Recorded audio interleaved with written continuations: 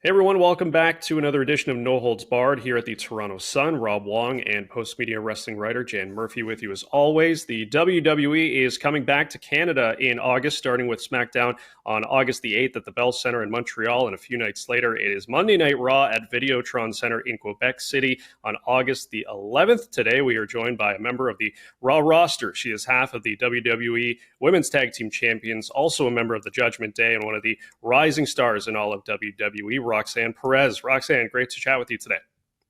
Nice to talk to you. Thanks for having me. Awesome. Jan and I got a chance to speak with you a little bit on a conference call ahead of Elimination Chamber in Toronto back in February. And at that point, you were still primarily a member of NXT. And since then, you've joined the main roster, as I mentioned. You're one of the top stables with the Judgment Day, and now you're a WWE Tag Team Champion. What has all of this been like for you these last 4 or 5 months? It's been awesome, I'm a WWE Women's Tag Team Champion, so I don't think it could get any better than that.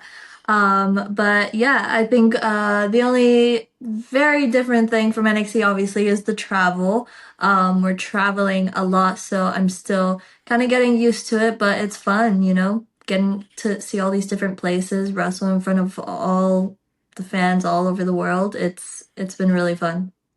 Roxanne, I'm curious, when somebody gets into this business because it is kind of it's not you don't go to school, in high school and, go down the path of becoming a professional wrestler. What lured you into this business? When did you become interested in becoming a wrestler? I was about 10 years old when I said that one day I was going to be a WWE wrestler. I think as soon as I started watching wrestling, I was hooked. And for some reason, I just got this feeling that I couldn't really do anything else. I felt like wrestling was my calling, WWE specifically. And your family supported this throughout the way. That's an important part of it all, right? Is, because sometimes you go to your parents and, you're like, hey, I'm going to become a hockey player. And they're like, nah, I think you should probably, try and be a this or that, more practical, right? Wrestling isn't a practical kind of thought. Yeah, no, my parents were so supportive from the second that I told them that that's what I wanted to do. My mom would take me to all of my wrestling trainings when I was about 13. She would sit there and watch me and go to all of my indie wrestling shows and travel with me. So yeah, my family was my biggest support. So Nattie Neidhart is a regular contributor on our videos, and we asked her a couple months ago about that famous video where a young Roxanne Perez met her and Brie Bella outside of a WWE event. Nattie told us she remembers that moment. She thought of you as sort of like a little AJ Lee even back then. But I'm curious, what do you remember about that day? Because first of all, it's crazy that it was caught on Total Divas, and there's video of that out there. But what do you remember about that day where you got to meet Natty Bri and some of the other wrestlers outside the event that you were at? I remember my mom taking me out of school early so that we could try to get to the arena, me and my sisters, and try to meet wrestlers if we possibly could. And yeah, I remember the producers of the show coming up to all the fans that were on the opposite side of the gate and asking us to sign a waiver in case it did end up being on TV. They said it probably wouldn't, but yeah, they just had to sign that, and we were like, sure, yeah, we'll sign it. And then all these women started coming. It was Natalia, Brie, Nikki was there as well. And I just remember genuinely asking for advice because I had just started training at that time and I was about to have my first match at 14.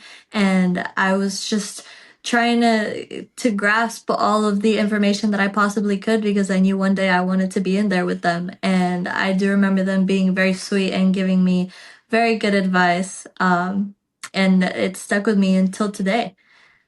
So it's come full circle now because you're not only sharing a locker room, but you're sharing a ring with some of these women that you watch growing up. Do you still sort of get in a situation where you're kind of pinching yourself, wondering if this is all real? Because that wasn't that long ago. That was only maybe 10 years ago that this all went down. Yeah, now I feel like obviously still I can't believe that I am a part of the WWE. You know, I feel like when you have a dream and at such a young age and you accomplish it, I feel like that feeling never goes away of being like, wow, this is crazy.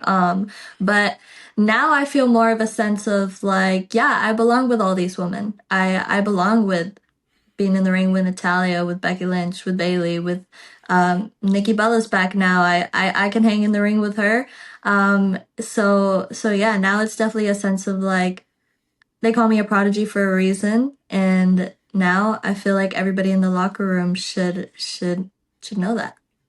Roxanne, wrestling's funny in the sense that you need other people to help elevate you or to be involved in a storyline with you that can help propel you to the next level or maybe change the trajectory of your career. Who have been some of the early influences in helping elevate you and get you to where you are? I mean, obviously you've gotten yourself there through hard work and dedication and being good at everything, but who've been some of the people who've kind of, helped elevate you along the way?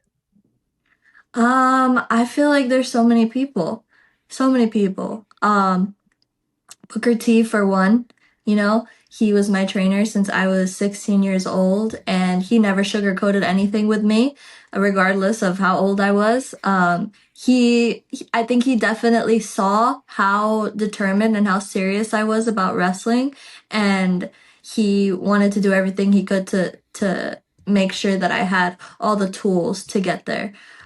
So Booker is definitely one. My first ever trainers, George and Benavides and Johnny Angel, they're the first ones that took a chance on me, you know. I was a scrawny little 13-year-old and I walked into this warehouse with my mom and with all these grown men and said, "Hey, I want to be a wrestler." And they took me serious. They didn't look at me like, "Oh, right, yeah, she wants to be a wrestler." They were like, "All right, let's see if you want to." Um, you know, Sean took a chance on me and never stopped. You know, I owe a lot to NXT for the way they built me and getting me ready for the main roster. And Sean is always someone that I'll be so forever grateful for. I think especially him seeing a little bit of himself in me, as he told me before, you know, because I am smaller. But he saw how much I loved wrestling and he gave me that all those opportunities to show the world how much I loved wrestling. That's I feel awesome. like I could go on and on, but there's just it's hard to name everybody. So many people.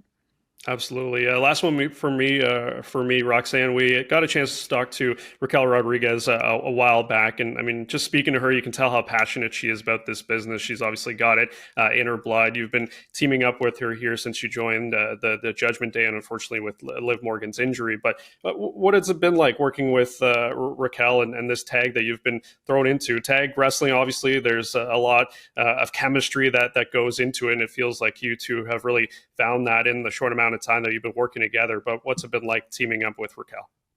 Yeah, it's been awesome, you know. I feel like she's slowly warming up to me. I love her. I love the Judgment Day.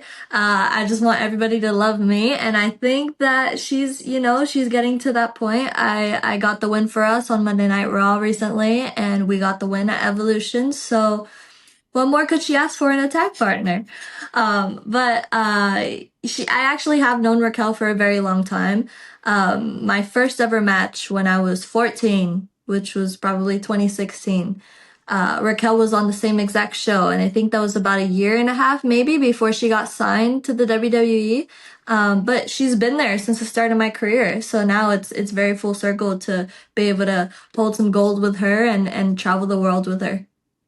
That's awesome. Last one from me. Coming to Canada, I know you probably haven't had a ton of appearances up here yet, but is there a standout moment or a Canadian memory that you have yet coming into Quebec where, Sami Zayn and Kevin Owens kind of reign? Yeah, there's a lot of really good moments that happen in Canada, but I did have a pretty good moment there when two good moments there when I beat Lola Vice to retain my NXT Women's Championship, and you know, being a part of the Elimination Chamber, that was my first main roster pay-per-view, so I'll always remember that being in Canada. It's been very good so far. Hmm. Yeah, absolutely. Thanks so much for this, Roxanne. We really appreciate today, and hopefully we'll talk again soon. Yeah, thanks for having me. Thank you.